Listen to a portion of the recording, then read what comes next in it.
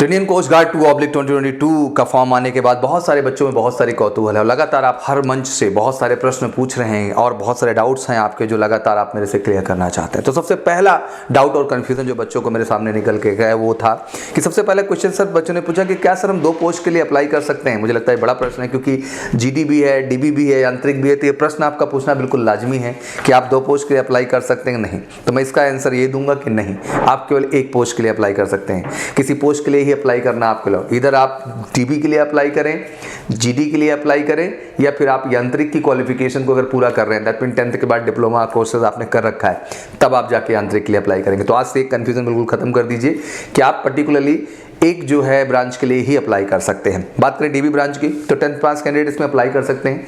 DB के लिए 35 seats और ऑल इंडिया ये सीट्स आती हैं पूरी की पूरी। पेपर की बात करें तो सेक्शन 1 ही इसमें जाना होता है जिसमें टोटल 60 क्वेश्चंस होते हैं और 45 मिनट्स का टाइम होता है।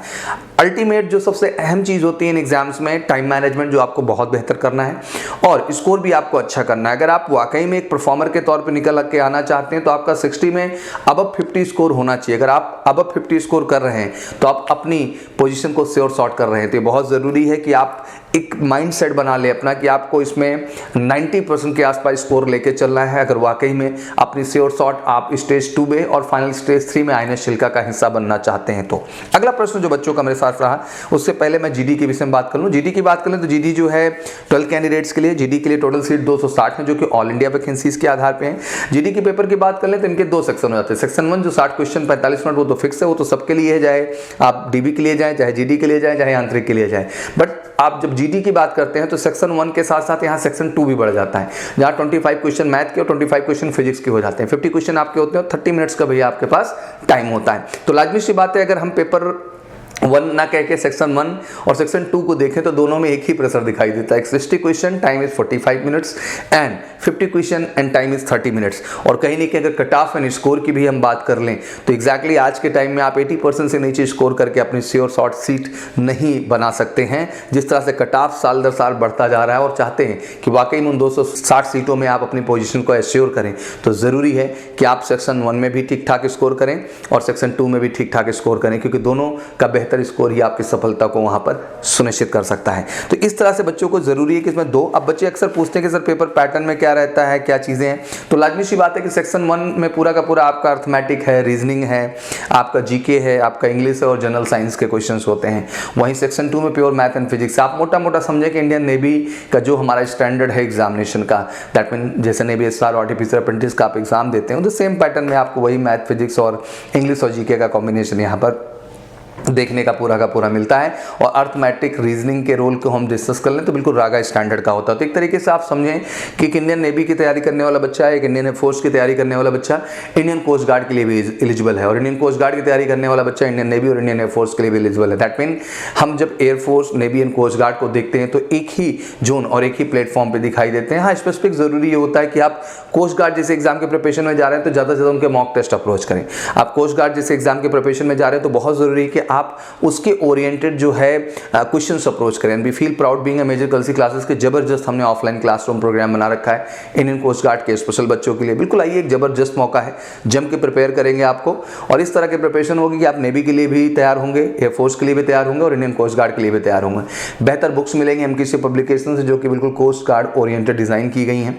बेहतरीन मॉक टेस्ट का आपको मौका मिलेगा ऑनलाइन, जिस पैटर्न पे वहाँ होता है।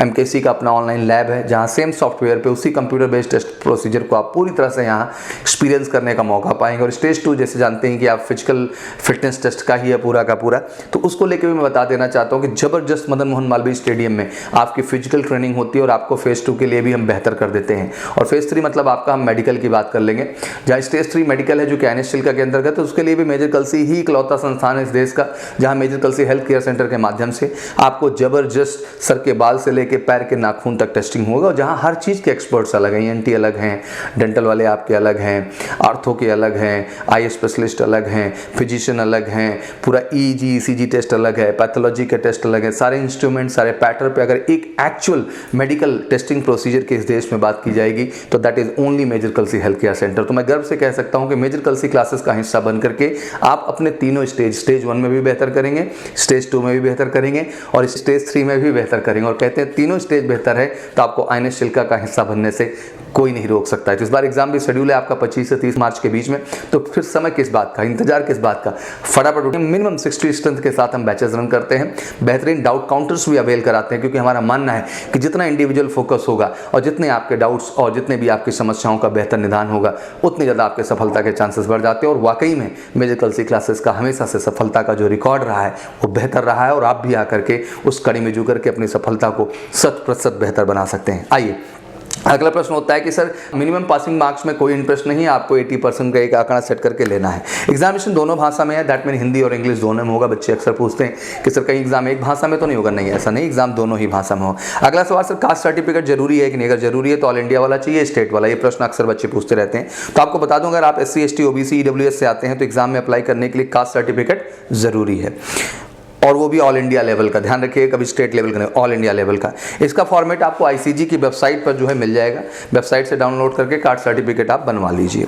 बहुत बच्चे पूछते हैं कि सर कास्ट सर्टिफिकेट कितना पुराना चाहिए, तो जो आपका पुराने की बात करें तो 2 साल से पुराना नहीं होना चाहिए, मतलब 2022 में अप्लाई कर रहे हैं तो 2020 से पहले का नहीं होना चाहिए। दैट मीन उसको आप रिन्यू करा सकते हैं और उसको बना सकते हैं। अगला क्वेश्चन ये था कि सर एग्जाम में नेगेटिव मार्किंग तो नहीं है, तो नहीं, मैं आपको बता दूं एग्जाम में कोई नेगेटिव मार्किंग नहीं, GD DB यांत्रिक किसी भी पेपर में कहीं कोई नेगेटिव मार्किंग नहीं है। आप जाएं, अपना बेस्ट करें और ओवरऑल बेस्ट आउटपुट लाने का भैया कोशिश करें। तो मुझे लगता है कि अमूमन सारे ही कंफ्यूजन खत्म हो गए होंगे, ये क्लियर हो गया आपके लिए कि एक ही ब्रांच के लिए अप्लाई कर सकते हैं, तो GD है तो DB है तो यांत्रिक, वो क्वालिफिकेशन के हिसाब से आप देख लें अपना। नेगेटिव मार्किंग नहीं है इसमें, पेपर दोनों लैंग्वेज में आपका होता है। और कट ऑफ की बात कर लें तो मिनिमम मार्क्स तो अक्सर बताए जाते हैं इतने होने चाहिए, बट मैं उनको वैल्यू नहीं करता है। मेरे लिए इंपॉर्टेंट ये है कि बेटा 80% का एक मोटा आंकड़ा है जो आपको मेंटेन करके चलना है, सेक्शन 1 में भी और सेक्शन 2 में भी। अगर आप ये मेंटेन कर रहे हैं तो आप बेहतर सफलता को पाएंगे। और कहते हैं इस तरह के परफॉर्मेंस को लाने के लिए जब 80 और 90% परफॉर्मेंस की बात होती है तो एक बेहतर गाइडेंस और बेहतर ऑर्गेनाइजेशन को भी चुनना जरूरी है। And that's why major Kalsi classes the only organisation in India who trained you specially for the Indian coast guard special batches. तो इंतजार किस बात का है, फटाफट आइए, कैंपस का हिस्सा बनिए और स्टेज 1, स्टेज 2, स्टेज 3 में अपनी सफलता सुनिश्चित करते हुए फाइनली आनिश चिल्का का हिस्सा बन करके अपना सपना, अपने परिवार का सपना और हम सबका सपना पूरा करिए। तो स्वागत है, हर मंडे हमारी जबरदस्त फ्रेश बैचेस स्टार्ट हो रही हैं 60 बच्चों के साथ। आइए हमारी संस्था के साथ जुड़िए और फाइनली अपनी सफलता को निश्चित कर लीजिए। Thank you so much, wish you all good luck. जय हिंद, जय भारत।